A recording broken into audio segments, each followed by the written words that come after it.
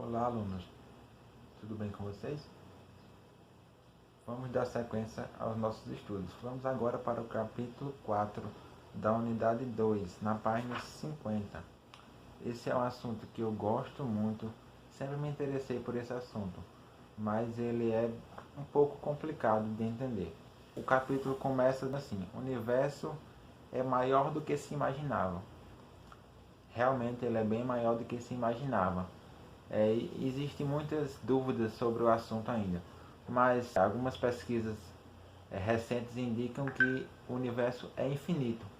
Então, se o universo é infinito, ele é bem maior do que a gente imaginava, porque o universo se originou supostamente no Big Bang, como vocês sabem, de acordo com a ciência. E o Big Bang tem cerca de 13,8 bilhões de anos.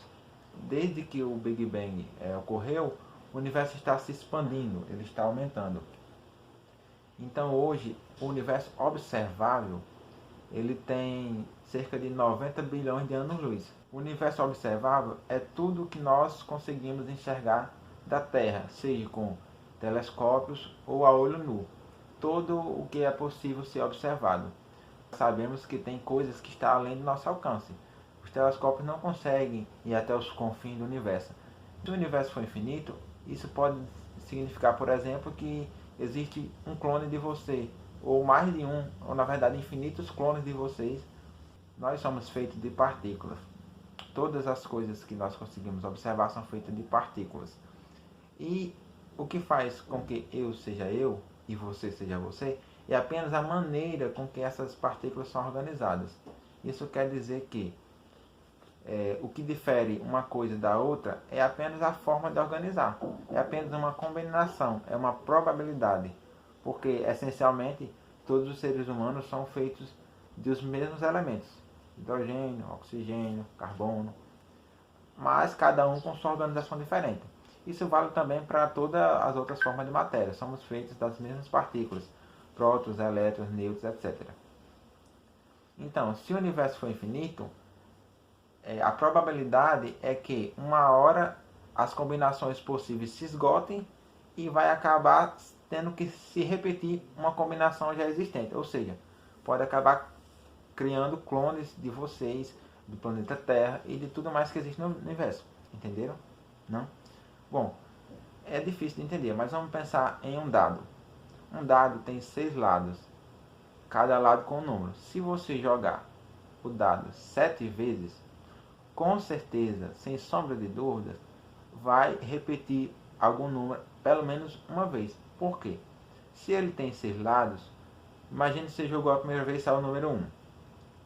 Você jogou o dado pela segunda vez e saiu o número 2. Depois 3, 4, 5, 6. Você conseguir jogar o dado e sair nessa ordem já é difícil. Mas vamos supor que você consiga.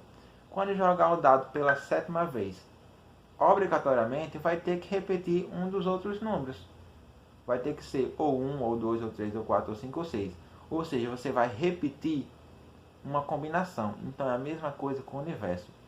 Se o universo for infinito, então em alguma região do espaço, as combinações de partículas vai ter que ser igual a que tem aqui na Terra conosco. Porque o espaço é maior do que as combinações possíveis. Então, obrigatoriamente, terá que se repetir. Espero que você tenha entendido. Se você não entendeu, não tem problema, é só uma curiosidade. O sistema solar tem uma estrela, o Sol. Estrelas são corpos celestes que emitem luz, e essa luz é proveniente da fusão nuclear. A matéria é formada por átomos, prótons e elétrons, e o núcleo desse átomo se funde com outro núcleo e forma outro átomo diferente. Isso é o que a gente chama de fusão nuclear. A fusão nuclear, ela emite grande quantidade de energia, e esse é o combustível do Sol. Por isso que o Sol é tão quente, por isso que ele emite tanta energia. Vocês já devem ter ouvido falar na bomba nuclear, bomba atômica, alguma coisa do tipo. É uma arma extremamente perigosa, porque ela funciona através da fissão nuclear. A fissão nuclear é quando você quebra o núcleo do átomo no meio. E esse processo também libera energia, grande quantidade de energia. Só que a fusão, que é o contrário, em vez de você quebrar, você fundir dois núcleos, gera muito mais energia. Então, para vocês terem noção, as bombas nucleares, que têm uma capacidade destrutiva enorme, funcionam com a fissão nuclear, e o Sol ele faz a fusão, que é um processo que libera mais energia do que a fissão. Fissão quebra o núcleo e a fusão funde o núcleo dos átomos. A temperatura na superfície do Sol é de cerca de 5.500 graus Celsius. Em seu núcleo, ela pode chegar até 15 milhões de graus Celsius. É uma temperatura inimaginável. O Sol, que é a estrela mais próxima da Terra, ele tem um diâmetro de 1,4 milhões de quilômetros, enquanto que a Terra tem aproximadamente 12 mil quilômetros de diâmetro, para vocês terem uma ideia do tamanho do Sol em relação à Terra. O ciclo de vida das estrelas. O ciclo de vida das estrelas é muito interessante, porém é difícil de entender. Então eu vou pedir que vocês assistam esse vídeo aqui, que eu vou colocar o link na descrição, para vocês tentarem entender melhor. Mas o que vocês precisam saber é que as estrelas têm um ciclo de vida. Elas nascem, crescem e morrem.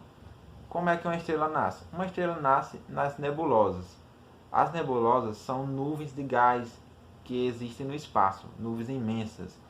Conforme algumas partículas vão se aglomerando, vai formando uma gravidade que vai atraindo cada vez mais partículas até que consiga formar uma estrela. Conforme esse corpo vai crescendo, a temperatura no núcleo vai aumentando. Se chegar a uma certa temperatura, ele começa a realizar o processo de fusão nuclear e aí vira uma estrela. Vai começar a emitir luz e aí vai virar alguma coisa parecida com o nosso Sol. Nosso Sol, ele é uma estrela que ainda está em fase de crescimento. Então, provavelmente, quando ele chegar na fase de gigante vermelho, ele será de 10 a 100 vezes maior do que o que ele é hoje, o que vai destruir completamente a nossa Terra. Ou seja, se o ser humano não se autodestruir, o Sol faz isso. Uma coisa interessante sobre as estrelas é que quando elas morrem, algumas através de uma explosão chamada supernova, elas geram buracos negros, que é uma coisa fascinante que existe no espaço. A gravidade, segundo Einstein, é causada por uma deformação do tecido espaço-tempo. Imagine que o espaço seja um tecido. Quando você coloca uma coisa que tem uma grande massa, ele deforma esse tecido. E é esse tecido, é o próprio espaço que empurra as coisas em direção a esse objeto. Então, na verdade, segundo essa teoria, não é que a Terra puxa a gente, é que o espaço empurra a gente para a Terra. Veja essa figura aqui. Essa figura que eu vou colocar é o que explica mais ou menos o que eu estou querendo dizer. Então a Terra causa essa deformação no espaço e aí o próprio espaço empurra as coisas em direção à Terra. Só que o buraco negro, ele é tão massivo, ele tem uma massa tão grande que essa deformação chega a furar o tecido do espaço-tempo, segundo algumas teorias. Então é um fenômeno incrível e que nós temos muito o que aprender ainda sobre ele, mas por curiosidade eu estou comentando aqui. O nosso sistema solar tem 8 planetas e 5 planetas anões. A União Astronômica Internacional define o planeta como sendo um corpo celeste que orbita o Sol, possui formato esférico, aproximadamente esférico, e na sua órbita não existe outro corpo celestial significativo. Então, na órbita da Terra, por exemplo, não tem outro corpo celeste significativo que faz essa mesma trajetória.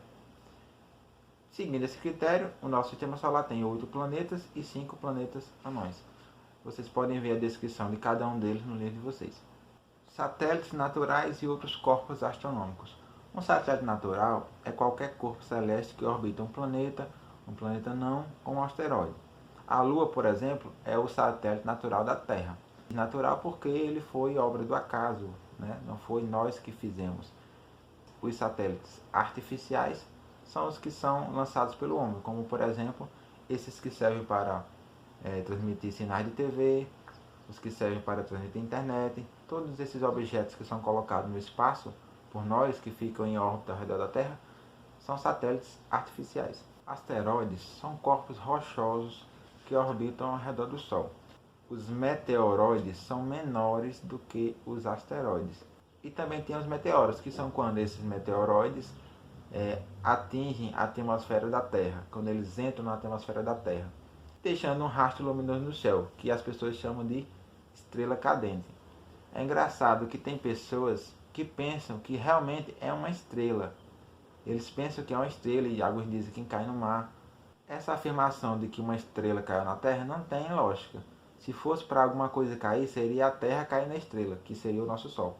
Isso pode acontecer no futuro, né? Então, geralmente esses meteoros, eles se despedaçam antes de chegar à superfície da Terra.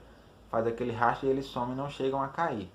Mas, quando eles chegam até a Terra, até a superfície, eles são chamados de meteoritos. Então, leiam o capítulo com calma, com atenção. Se preciso, leiam de novo. Assistam os vídeos que eu vou indicar na descrição. E respondam a atividade da página 68 do livro de vocês. Não precisa responder a questão 6 nem a 7. As outras vocês fazem. Respondam no caderno. Quando nós retornarmos às atividades, eu vou olhar os cadernos. Tchau e até a próxima.